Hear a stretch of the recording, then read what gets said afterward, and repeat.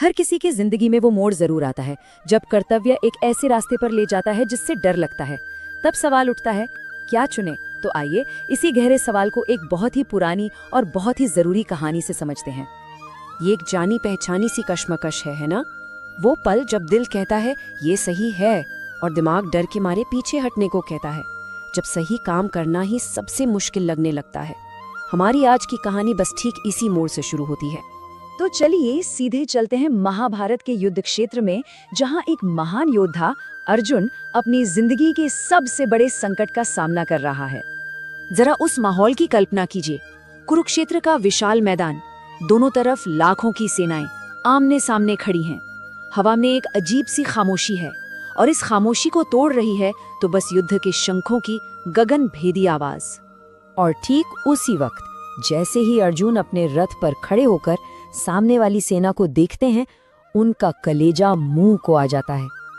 सामने कोई अनजान दुश्मन नहीं थे, बल्कि वो लोग थे जिन्हें वो हमेशा से सम्मान देते आए थे। उनके अपने गुरु, उनके भाई, उनके सगे संबंधी। ये सब देखकर अर्जुन पूरी तरह से टूट जाते हैं।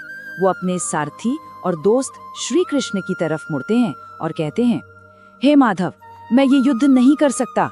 मुझे ऐसी जीत नहीं चाहिए जो अपनों के खून से हासिल हो। ये दर्द सिर्फ उनके मन में नहीं था, उनके शरीर ने भी उनका साथ छोड़ दिया था।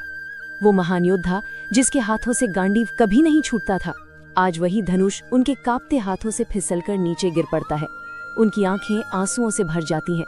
वो पूरी तरह से हार चुके थे। अब देखिए, एक तरफ अर्जुन इतने गहरे दुख में डूबे हैं और दूसरी तरफ हैं श्री कृष्ण, जिनकी प्रतिक्रिया इस पूरी कहानी को एक नया मोड़ देती है। चलिए देखते हैं कैसे। अर्जुन की ये हालत देखकर श्री कृष्ण ना तो गुस्सा होते हैं, ना ही निराश। वो बस मुस्कुराते हैं।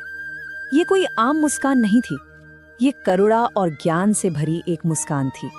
एक ऐसे गुरु की मुस्कान जो जानता है कि इस अंधेरे से बाहर निकलने का रास्ता क्या है। और फिर श्री कृष्ण बोलना शुरू करते हैं। वो कहते हैं, अर्जुन, ये जो तुम्हारे मन में उठ रहा है ना, ये डर है। और पता है डर आता कहाँ से है?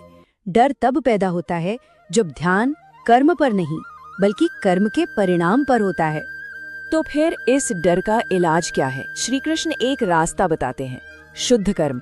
मतलब कोई भी काम सिर्फ इसलिए करना क्योंकि वो कर्तव्य है, बिना ये सोचे कि उसका नतीजा क्या होगा। जरा सोचिए, ये एक विचार ही कितना आजाद कर देने वाला है।